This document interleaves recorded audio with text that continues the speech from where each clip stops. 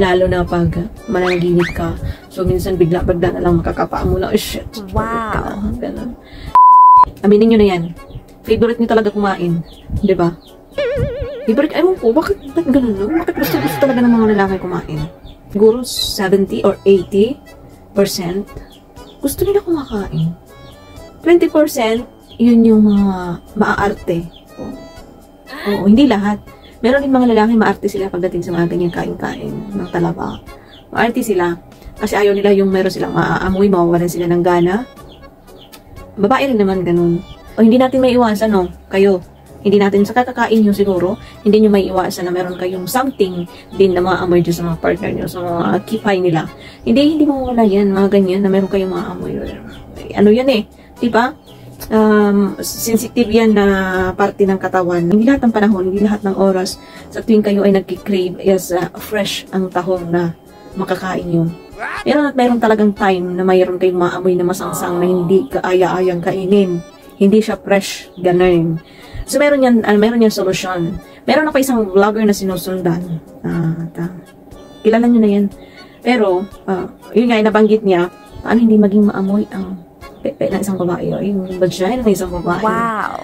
Napakadali lang naman yan. Napakadali lang naman. Pero, meron yung mga dahilan kung bakit nagiging mabaho. Hindi ko ma-imagine kung meron mabaho. Meron mabaho. Kasi ako tinatanong ko naman every time na meron akong ganyan time na hindi naman talaga ako nagpapakain. Pero, syempre, kinakamay niya. Kaya tinatanong ko mabaho pa. Inaamoy niya kasi. Kasi hindi naman. So, kampante ako niyan kasi ever since naman talaga, kahit ako ginagawa ko sa sarili ko pag nagkakamay ako. Pag kinakamay ko dyan, kinakain ko, tinitikman ko. And, wow! Okay siya. Yes, 100%. And kampante ako dyan sa ganyang bagay. Down there. Di ba? So, yun. Meron yan, nangyayari talaga na nagiging mabaho, masangsang, malansa, mga ganong-ganong amoy. Kung ang isang AA-bab ay mataba. Yes, pag mataba siya. Meron kasi ako dati, meron akong katrabaho na medyo, hindi lang medyo, mataba talaga siya. Ang chubby siya. Mataba na nga, chubby pa. Ganon siya, kapanghe. Yung inupuan niya, as in, nangamoy, mapanghe, yung inupuan niya. Nagtataka naman kami, bakit ganun? Parang may amoy. Yung pala doon galing sa inupuan niyang upuan. As in, may amoy talaga. So, yun. Kasi babae naman kami, hindi na lang kami ng ano. Pero, yun talaga, may amoy siya. And dalaga pa siya, ha? So, doon kami doon ko na-realize na, mayroon talagang pepe na mabaho. And yun, hindi niya alam kung paano ang proper hygiene ng isang babae. So, dapat talaga hindi yung pataka-taka lang tayo, no? Dapat alamin mo rin, dapat marunong ka umamoy na sarili mo. Kasi ako, ito na lang tayo, kahit ultimo bibig ko, ultimo kilikili ko, as in. Kasi babae tayo, kilikili ko. Ako, aminin ko talaga may amoy yung kilikili ko. And yun talaga yung inaayawan kong maamoy ko sa sarili ko. Lalo na maamoy ng ibang tao. Kaya hindi ako nawala ng mga deodorant or towels or whatever. Kasi ako, pag hindi talaga ako nakapaglagay sa isang araw ng sa kilikili ko, sobrang nakakabad trip. And ayoko mangyari yun na maamoy ng ibang tao. Yes. Lalo na sa bibig ko. Sa bibig ko, aminin ko rin may amoy talaga yung bibig ko sa umaga. Hindi na ako mapapaarte-arte pa dito na perfect. Mabango, ganyan. Yes, it's normal. Pero, syempre, nakukuha naman. And meron kasi talagang, alam niyo yun, meron talagang tao na kahit hindi umaga, mabaho yung hininga. Yes, mabaho. Kasi nandito na lang yan sa loob ng tiyan. Kumbaga, lalo na pag gutom yung tao. Which is, meron naman yan remedyo. Remedyo talaga. Meron yan remedyo. Uminom ka lang ng tubig. Yes, mawala yan lang na pag gutom ka. Uminom ka lang ng tubig. And, dapat tubig lang ng tubig. Ayun, ganun ako. Mabaho talaga. And, isang bagay lang talaga na doon ako pinakakampante. Pinakakampante talaga ako na ipagpamalaki ko na very proud talaga. Very proud talaga ako na wala siyang amoy down there. Yes, wala siyang amoy. And 100% kasi kinakain ko pa siya. Kinakain ko. Yung katas. Alam niyo yun. Wow. So, yun, tinitikman ko siya. And, trust me, kung naka-experience kayo or meron kayong kasama na maamoy nyo yan, naamoy bibig siya ng baby. Wow. Yes. So, misis niya ko kung hindi, ha. Totoo yan. Maamoy niya na parang amoy siya ng baby. And ayun. So, ang sekreto niyan, guys, meron yung sekreto pa. Ay, kung mga lalaki manonood nito, pwede niyong sabihin ito sa mga partner niyo. Pero kung may babae, meron yung sikreto guys para hindi siya maging mabaho. Kasi alam naman natin, alam niyo yun, pag doon sa baba, kailangan fresh ha. Dapat tayo mga babae, huwag tayo magpapabaya sa sarili ba? Huwag tayo magpapabaya sa sarili. Okay lang kung, alam niyo yun, busy, or wala yung partner mo, pwede pa busy ka sa bahay.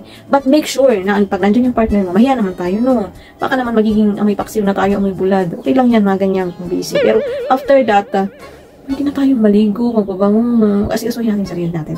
Kasi baka naaamoy tayo ng mga partner natin. Nakakahiya, besh. Nakakahiya yun. Sobrang nakaka-turn off yun. Turn off talaga yun. Kahit ako, babae ako, ayoko rin ng ganun na. May naamoy ako sa lalaki na medyo may kakaibang amoy. Pero okay lang naman. Kung lalo kayo sa time na meron kayong gagawin na intimate, church, mga ganun.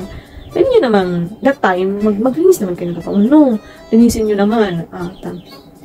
Huwag nyo naman hayaan na meron kayong maamoy. Kasi promise, nakakawala siya ng gana. Imbis na, tapos, bigla ka may maamoy.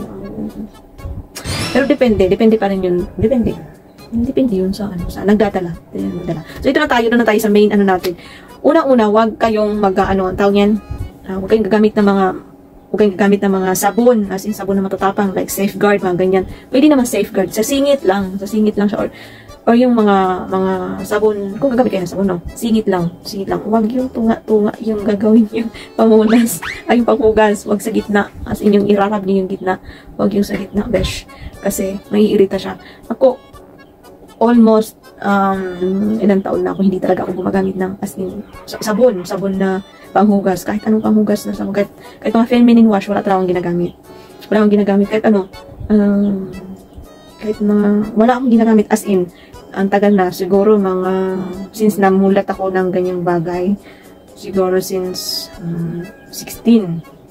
16, ilang taon na ako ngayon. Wala talaga akong ginagamit. As in, water lang talaga siya. Tubig lang, pwede na. Kasi, alam niyo, yung pepe kasi, meron niya kusang paglinis, ganun. So, yun, wala talaga akong ginagamit na pwedeng ikuskus doon sa baba. Wala akong ginagamit. So, gumagamit ako niyan pag after and before menstruation, gumagamit ako ng baking soda. Baking soda ang ginagamit ko. Baking soda, alam niyo yun, ihalo niyo yung sa tubig. Ihalo niyo sa tubig kung meron dito babae. Ihalo niyo sa tubig or, apple cider. Kung meron kayong apple cider, ako, nang nasa Maynila ako, ginagamit ko apple cider. Hindi talaga ako nawala ng apple cider vinegar. Ginagamit ko lahat, all in one na yan. Pampapayat, pampalahat, panghugas ng pepe. Yun. Kumuha lang ng konti as in. Kasi halo, same lang sa procedure sa kuwan. Same lang sa baking soda. Ihalo nyo lang sa tubig and dahan-dahan nyo lang. Hirap-rap, ganun. And then, before and after menstruation. Kasi by that time, na mag-menstruation ang babae, medyo may mga itchy kang mararamdaman. Yun. Lalo na pag nandun ka na sa kalagitnaan talaga. Or like pangalawa, una, first day, second day. Ayun. So, yun ang ginagawa kong panghugas. And after that, wala na. And promise, kung gagawa kayo ng mga bagay na ginagawa ng mag-partner, maganda na ipakain mo. Maganda na gawin nyo after mo mag-menstruation. Ayun, the best talaga yung amoy nun, day. Mga uncle, the best talaga yung amoy niya kasi malinis siya. And then, maamoy mo talaga yung fresh ng tahong ni ante. Doon mo malalaman na, bakit ngayon lang to? Bakit ko lang to ngayon ginawa? Ako masabi niyo pang, bakit ngayon lang to? Bakit ngayon mo lang sinerd to? Okay. Yes. After ng menstruation, doon mo malalasahan talaga yung ka-freshness ng tahong ni ante. Yes. Yun ang masasabi ko. And, pwede rin, huwag kayong, sa mga girls, huwag kayong mag-iitnap sa gabi. Huwag kayong mag-iitnap sa gabi. Ako kasi wala. Yes, wala. Kung meron man, kasi meron time talaga na malakas ako mag-discharge. Lalo na pag mananaginip ka. So, minsan bigla lang kakapa mo na, oh shit, perfect. So, meron ako mga itnap dyan na panahon pa ng lola ko, maluluwang. Tapos may mga butas-butas. Yun ang ginagamit ko sa gabi. Yan, shiz. Mga uncle, mga ante, pwede nyo i-share yan. Huwag kayo mag-itnap sa gabi. Lalo na pag kayo lang naman, tapos wala naman. Pero ako nga, kahit naman anong nangyari, umulan o uminit, Nakakumot talaga ako. So, no worried naman na may makikita sa akin. Pero kung sisilip kayo, babarilin ko kayo dito sa bintana. So, yun lang. Na-share ko na ba na the best talaga magpakain ng mga kimchi nyo, ng mga pukika nyo. Before, wag, dapat malinis siya. And after yun, serve mo ng bonggang-bongga. As in, itutubigay mo na yung pagsiserve. The best yun. After ng menstruation mo. Wow. And, yun lang. Huwag kayo gagamit ng sabon or any kind of harsh soap na pwedeng makasama sa mga pepe ninyo. As in, promise, hindi siya nakakatulong. Magiging dry pa.